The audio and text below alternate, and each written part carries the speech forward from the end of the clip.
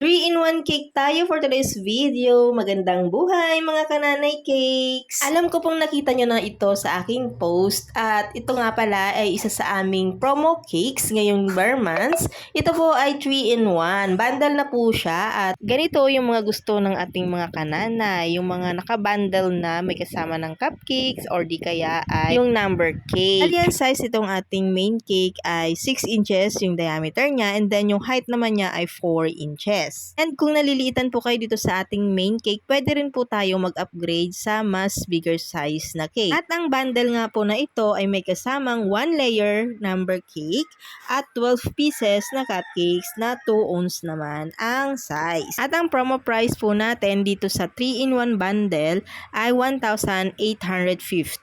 Promo price po yun kung ang kanyang design ay non-edible printed topper. Pero kung ang frosting po niya ay rosette, and then meron siyang fondant details, dragées, gold details, ano pa ba, flowers, toys, chocolates, candies, ay meron po tayong additional charge para sa mga ganong klaseng design. So, promo price ng 1,850 plus yung price ng mga gusto mong design or gusto mong ipalagay na topper para maging design doon sa ating cake. Anyways, kung napapansin nyo dito sa video na medyo na-struggle ako sa design ng wall brick effect nito.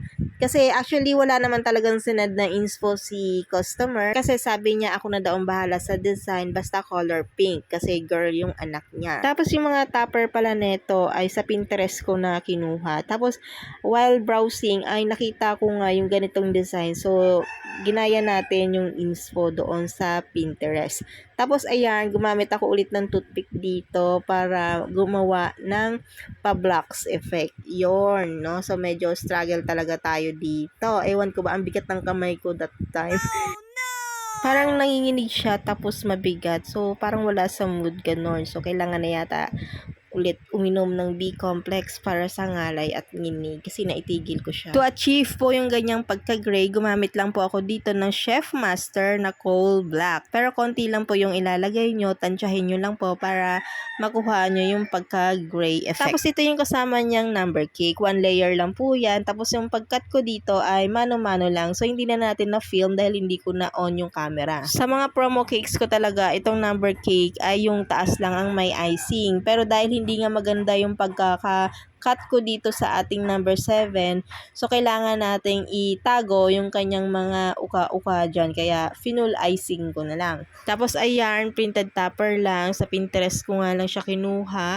And then, yung ginamit pala nating color pink dito ay food gel color ni Chef Master na deep pink. Ganun din dito sa ating main cake. So, ayan ang ating finished product. May kasama din itong 12 pieces na cupcakes. Thank you nga pala sa nag-order nito na aming kapitbahay na si Ma'am Melody. Thank you ate sa pag-order, sa suporta at sa tiwala. O diba, ang ganda ng ating cake at napakalinis ng tingnan. At sa mga gusto po palang mag-order, ako po ay isang home baker located dito sa Nagpayong Pinagbuhatan, Pasig. Para sa inyong mga katanungan ay mag-PM lamang po kayo dito sa ating page. So, yun lamang guys. Thank you for watching. Please like and follow for more.